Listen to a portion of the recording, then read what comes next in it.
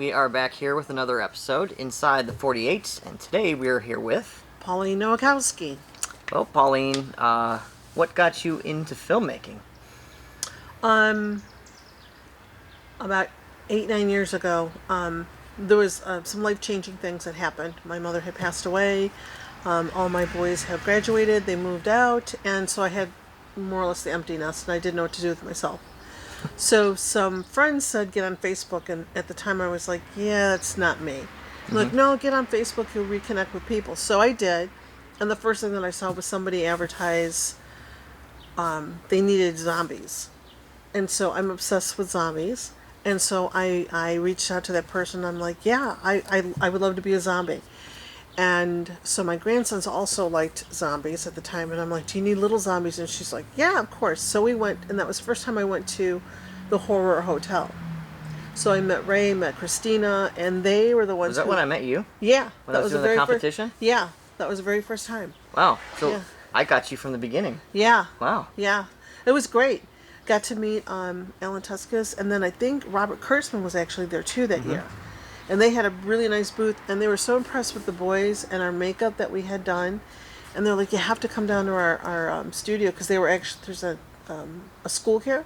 There was. It had closed. Yeah. It was in Crestline, Ohio. Yeah, I wish that we had taken that opportunity to go and when we were invited, but we just never made it up there. But yeah, after that. Was that Zombie Mom? Yeah. Okay. Yeah. Yeah, I remember that. Yeah, so then Christina, yeah, that was a lot of fun. So Yeah. then Christina and then Ray, they kind of took me under their wing and said start taking classes. So I started taking classes with them, and then it just sort of snowballed. I started networking with everybody, going to all the mixers, and yeah, that's how it started. Interesting. So primarily in filmmaking, what do you like to do? I mean, do you like to direct? Do you like to act? Do you like to be behind the camera? Edits? What do you want to do? What makes you happy on a set? You know, it was acting. Yeah. Acting's my primary love. But recently I started to dive into directing, and I like that. I like taking a story that you start from scratch with, and you have this idea, and you put that story on a piece of paper, and then in your mind you start visually seeing it, especially if you're familiar with the locations that you know you're going to shoot from. So you actually see that character walking down the steps. You see that character, wrapping a gift or going to the garden and cutting flowers. So you see it visually in your head. So when you get ready to direct it, it's easy to help the actor, play out what you see. Or if there's an emotional scene. We filmed the other day that the 48, the Global. Okay. And there was a scene where Chrissy's in the kitchen and she's, chopping some food and getting like things ready for this picnic basket. And it seemed very flat. Just walking back and forth and cutting and rinsing, cutting and putting in the bowl. And so I yelled cut. I said, pretend there's music in the background. I said, and dance. I said, you need to have some movement. I said, I want upbeat. So she was like, okay. And so we were going to play music and then let her just sort of dance to it. But I'm like, no, just dance. I said, it's upbeat music. It's not too crazy. I said, but you're happy. You're going to see your front. So she did it. And then I found some music that matched perfectly. I was going to say, how did you match that up? Yeah. It was just, I'm telling you, the gods were with us this weekend. Everything, it just fell in place. And the next day, I was laying in bed. The next morning I took the day off and I laid in bed and I thought, it went so perfect. Usually there's like a hiccup or there's like something and nothing. It just all fell in place. It was great. How many 48s have you done? Roughly. You don't have to give it. Yeah, and before I even started Dark Horses, I was on Zombie Mom's team. And then I did one with Don Nottage. So 1, 2, 3, plus all of mine. Probably a good 18 or 20. Wow. And this is the 20th year of our 48, yeah. Yeah, it's very exciting. So, do you have a particular favorite? This weekend, is that your favorite one that you've done? Or do you... Is there another one that you like super proud of, like 48 wise? This one that we did, It's personal. it's personal for us, for the entire team. The only thing that I really regret and that I'm saddened about is that we didn't have all of our players or all of our team members on set with us. But because with everything going on with COVID-19 and all the restrictions, I was a little afraid of having too many people on set. And I was afraid not being able to control, the situation. So I did a micro team, and I said going into it, we're only going to have one actor. So That's how you handled the COVID thing? yeah, having only one actor and just the main key players for the crew. So this film was very personal. So for me, it's close to my heart. So it's a favorite. But other 48s, the last two horror ones that we did were a lot of fun. Push some envelopes. Yeah, we did. Not a lot of people liked it, but we really did push ourselves, and we wanted to make a true horror film with Benny. But I don't think people appreciated us torturing and murdering a small child. Hey. But hey, we we were true to the genre. So that one was actually a lot of fun. The little girl that we played in that one, she actually had a lot of fun. She kept asking, "Okay, when are you going to cut my tongue out? When are you going to cut my tongue?" Because she could not wait to have it done. Yeah. She kept playing with the tongue, and she was excited about it. But the other two that we did, with the costuming and the makeup and the lighting and being at those locations that we did. Was that the House of Wills one? Yeah, the House of Wolves, Yeah. that was really good. That was Cleve, and then the other one was Vessel, which again starred Chrissy. Right. So, just the lighting and having all the candles. We only had my house, Julie's house, and there was another home out off on State Road, but they have like a big wooded area. And we were able to use that for the very last scene. So that was a lot of fun. We had a coffin and everything, so. Well, back to the COVID-19 thing. How was that filming your first film during COVID? What did you do differently to maybe help some of the other people to film during this pandemic? Yeah, so prior to filming, there was a few of us that were we had like a private messenger kind of going back and forth. It was like Johnny Woo, Conrad, Scott Broche, myself, and I forgot who else was on it. But we were all discussing okay, we want to film, but how are we going to do this? What are you going to do? And so we all came up with, we're going to follow as many guys as we can that, like Georgia was putting out, like LA was putting out, having masks on set, doing the temperatures in the morning. So, we all got the thermometers. We ordered hand sanitizer. So the entire house in every room had a hand sanitizer. There was bleach wipes, there was bleach spray, there was paper towels, there was masks. What else do we have? I mean, you name it, it was there. And so, excuse me, we had a board set up that basically said, the first thing is getting your temperature in every 4 hours, and we logged it. And then the second thing was, you had your mask when we were close together. But, when we only had 6 or 7 people on set, not everybody had to be in that room where we were filming. The only really closed area that we filmed was the bedroom. And so it was Scott, the one person in bed, our script supervisor, she stayed out in the hallway. And then I was in the room, and then my sound person. To try to be socially distanced. Yes. Yeah. So we practiced that. So other than that, I mean, we did do everything in place. And then when we ate outside. Normally I would do the craft services, and I would just set a buffet style.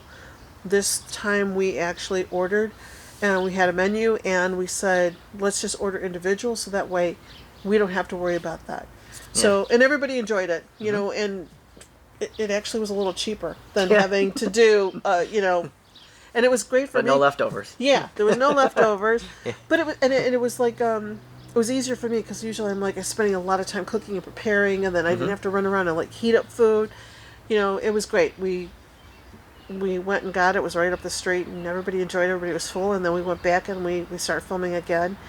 And we did the space, like I said, was big enough, the rooms, except for the bedroom. It was a large bedroom, but still, all the windows we lucked out. The weather was great, so we were able to have all the windows open. And it was a beautiful day. I think it was only like 70, and the breeze was just constant. So there was air movement all the time. So I was happy about that, because I was worried about if the temperatures were hot, then I'd have to close the windows, put the air on, and then we're like encapsulated in this. Yeah. Fishbowl. Yeah, and I really, like I said, the guys were with us, and we lucked out on that. Because of the whole COVID thing, I haven't really talked to too many people about that in these interviews, because you're the first interview that I've done since we've done a 48. What was the most challenging thing abiding by those rules, do you think? Keeping the masks on. Yeah. Yeah. For heat wise, or just it did, and then trying to talk to one another. It was muffled, and we kept saying, "What did you say? What did you say?" And finally, it because there was only 6 of us. And like Johnny didn't come until the very end. Like for our very last scene, he came. 2 people, their boyfriend and girlfriend, so they're already together. And then there was me, there was Chrissy, Linda. And Scott.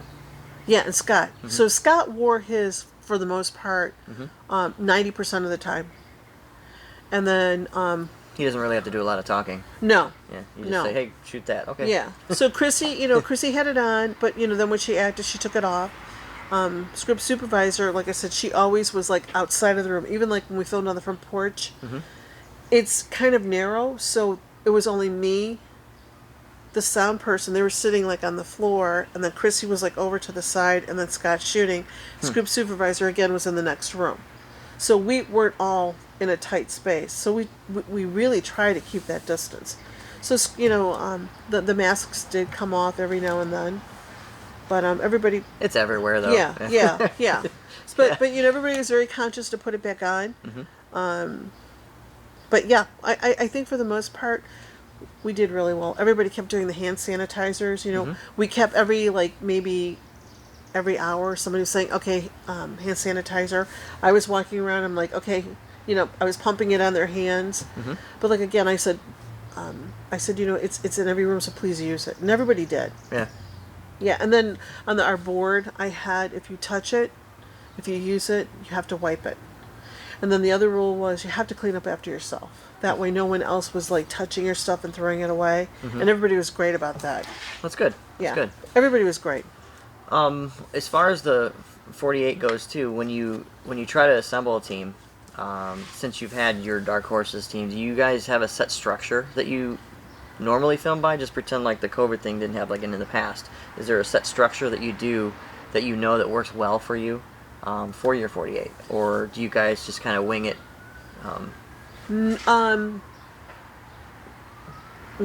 Writing and then filming and then editing. Like, do you have like set times that you designate? I want to do 3 hours for the writing, and we want to film for 8 hours, or do you have? Yeah. What is your general working combination?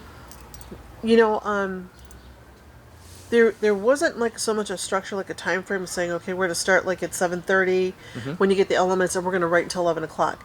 We do everything organic, so sometimes like we would struggle. We're writing until 3:30. It's in the morning? Yeah. Wow. Yeah. So sometimes it's a struggle, and then sometimes if somebody doesn't have something, they have to go home. They'll try to get some sleep, and then I'm up trying to get like whatever props or get things together, especially if we have to go to another location. So there's no sleep there at all. And then we start filming, telling everybody to come to my house first, or wherever our base location is going to be, and we have breakfast, and then we go through the day. The last probably couple times, we went way too long. I mean, we were like writing until 3:30 in the morning. We're filming until 11:30, 12:30 at night on Saturday, and it was a struggle trying to get our films in. So when Fun Films came around, I didn't have our team participate, but I was asked to be on a couple teams. And so I watched, I was lucky enough to be like on Scott's team. And Scott Brocious. Yeah, Brocious' team. And Conrad's. And they run their sets like a fine oil machine. So I was like watching, and I'm like, and they're very structured. You know, they're not like, well, let's try this and let's try that. Well, what about this? And what do you think this? It was, okay, we have one captain, and that captain's steering the ship. And they make sure that they get all their shots, their shot lists are done, and they're done by a specific time. And so I liked that. So coming into this 48, I had promised everybody, I said, we are not going to be writing until 3:30 in the morning. We are not going to be filming until 12:30, 1 o'clock at night.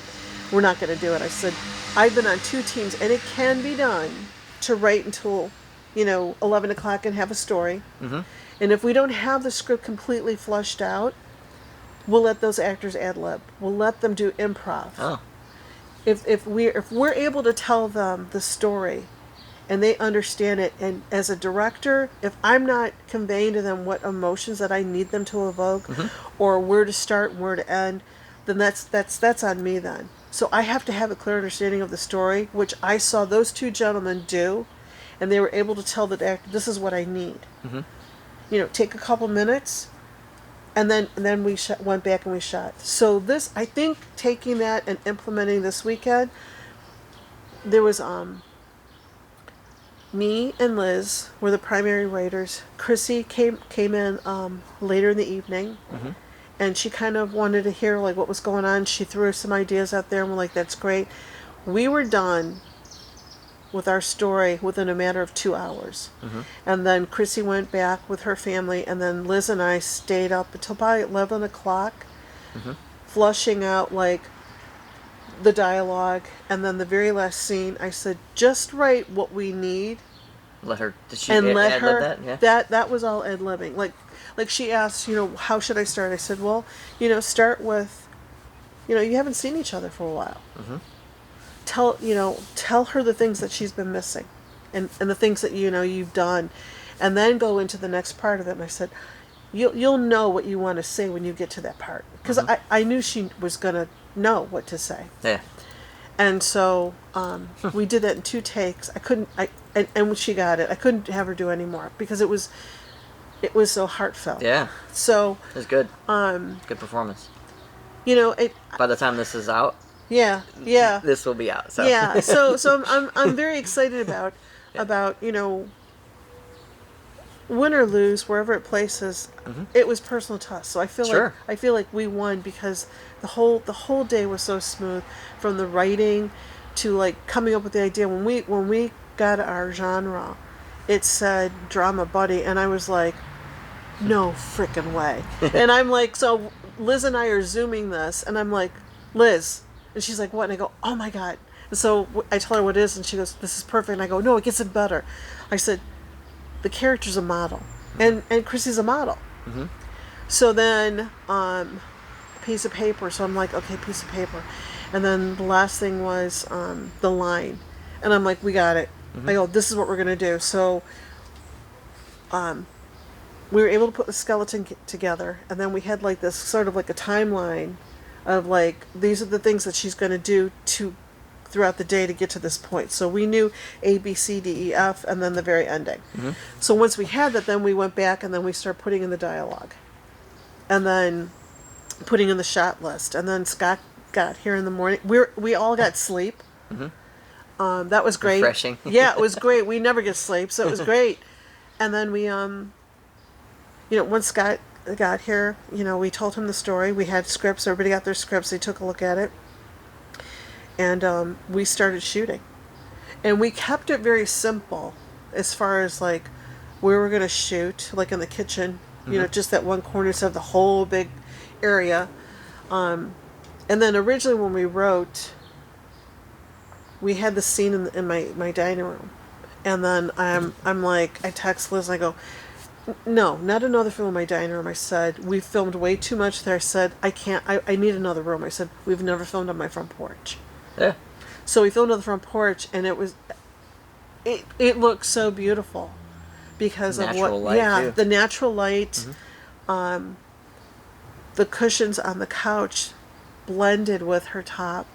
And then the reflection in the mirror when you saw like that orange fiery red, that's from the bushes. So the reflection when he did the forward shot, it reflected that into the background on the leaded glass windows. Nice. It just everything looks so beautiful. I mean, every time we would finish a shoot, our shot, we're like, let's say we look at the footage and we're like, oh, it's beautiful.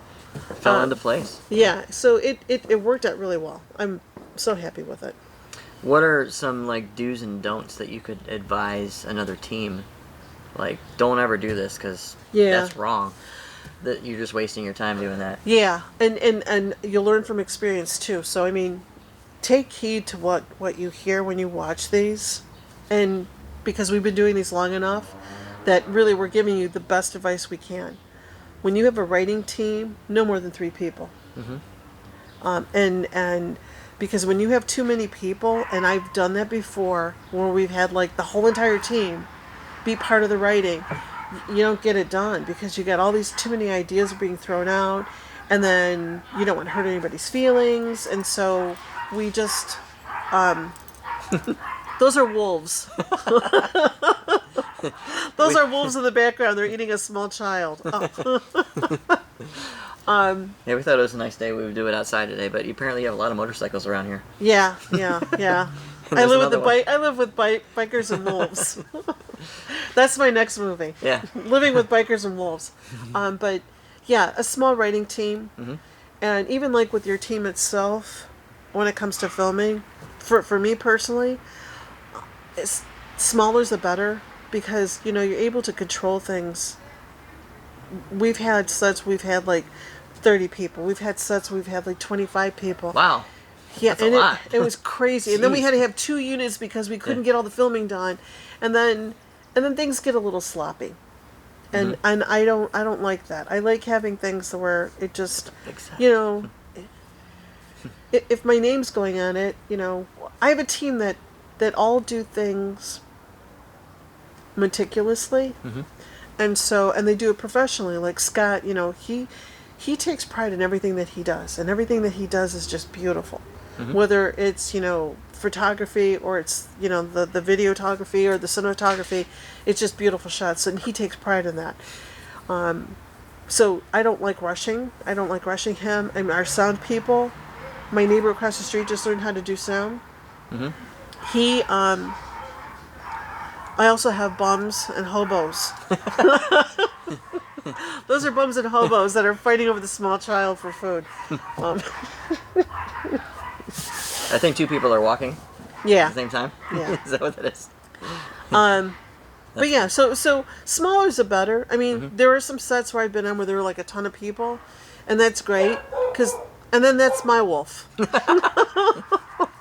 That's fun. It's time to howl. Sorry about that. But yeah, so for me personally, a smaller team's better than a larger team. Just because it just helps also with timing and getting things finished. I mean, like, we only had 9 people total on the 9 people total on this set, and I think that's what helped keep things just moving along and getting things done. I mean, we never finish anything at 4:30 in the afternoon. We were like, what did we miss? It didn't feel right because usually we're rendering in the car. And then You're we just in sync. Yeah, and we just we'll pull up to the curb, and then we're like, run, and then the person's still like with the computer still running, and they're like pulling out the SD card at the very last second, and they hand it in. I mean, we do that pretty much with every single one lately, but not this one. This one felt really good. Is there a genre that you've never picked that you've always wanted to pick? Yeah, comedy. Comedy? You never got comedy? We haven't gotten comedy. Which one do you dread picking all the time? You're like, oh, I don't want that one. Yeah, the one that we dreaded this time around, I'm like, please, please, please, God, don't give us coming of age. Because we don't really have any young people. Yeah. And we pulled coming of age once before. And that's when we did Late Bloomer. I But remember that. but when we looked up coming of age isn't just necessarily like 16 going on 17 or 18 going on to adulthood. It could be anything that's life changing that's going to change you completely. Mm-hmm. So that's why we picked in Late Bloomer that this woman loses her husband, and so that's a whole change for her. Mm. That situation. So that was a coming of age for her. Is there anything that you would want to change about the 48? Like if you had the ability to say, hey, you know what? This is my suggestion. I think it would change the game up a little bit. What would you want to change? 10 minutes. 10 extra minutes. 10 So minutes. 24 hours. Yeah. Or 48 hours and 10 minutes. Yeah. I 48 hours is perfect. Yeah. But 10 minutes, like with this film, Mhm. we actually had the rough cut was 15 minutes, and I'm like, no. And then we had to like sit down. Cut half of it out. Jeez. Yeah, we had to shave a lot out. So, because we did things a little differently this time with the global, how do you like uploading as opposed to meeting and dropping off the movie? It was so much better because it adds less. It's less stress. The only thing was different because I'm so used to like not having to download it. Actually, Johnny had to help me because I couldn't get on it, and I was freaking out a little bit. I'm like, I don't know how I can't get on, and I'm like texting everybody, you, and I think Mark, and I'm like, somebody help me. And so finally, Johnny's like, come over. So I went over, and he came over to my house around noon, because we were already done with editing. Yeah. But we wanted to give it to him because he still had to do the color correction, and sound. We wanted him to make sure that he listened to the sound and kind of like tweak whatever. Because there was one scene in the backyard and somebody was putting up a roof, so we hear this like constant boom, boom, boom. So he was able to fix that, Nice. and then That's cool. I think when we were at the other location, somebody was like letting off fireworks, or there's a gun range over there too. Okay. So we were hearing that, and he got rid of that, or lowered it so it wasn't so loud. I didn't even notice it. Yeah. Yeah, so he fixed that, so that was beautiful. And once he was done, he's like, "Well, come over." So I told him, I said, "I'm bringing my laptop, so we can do this together," and he did. So that really helped. Yeah. But yeah, I think once we do it a couple times, it'll be better. But yeah, I thought it was less stressful than having to get in the car and then drive to a location. What other projects do you have coming up outside of the 48 that you want to plug? Yeah, so Johnny and I were editing The Lingerers, and that was going along really well, but then COVID happened, and then we stopped my editing classes, so I've not been able to be with him. And it's kind of a tough project for me, but I didn't want to hand it over to anybody. Sure. So, I get that. So I think he and I are going to try to work something out where we can start classes again, because I need to get back in the swing. And then the next project is going to be I'm a Bunny. Oh yeah, I saw the promo pictures for that. Yeah, we were doing all kind of promotion for it, and then COVID happened, and then being isolated in your home. So it was like right in the beginning, and we're like, do we do it? And I'm like, no, it's not worth the risk, you guys. So we decided to wait, and so I think we need to do that because it's pretty funny. Hopefully people will laugh. That was a comedy that we wanted to do. It's kind of like Lucy and Ethel and Laverne and Shirley, and a little bit of Abbott and Costello. So there's a little bit of slapstick in it too. Something we've never done before. And Chrissy and I laughed our asses off. Can I say that? Yeah. Okay. Oh yeah. Yeah. So we totally laughed our asses off when we wrote it together, and because we could visually see ourselves doing this, and I mean just the comedy alone of our physical differences. And she's tall and skinny, and I'm kind of short and chubby. So here's these two ladies, and it's going to be funny. Did you guys ever put that granny panties thing out? There's a rough cut that was done, and I think it was shown at one of the the Greater Cleveland Film Commission Okay. showed it, and it was really well received. Good. good. You know, people were laughing, and like we kept looking at each other. We're like, oh, man, that was really good. It's because you never know if people are going to think the same things that you think are funny. Right.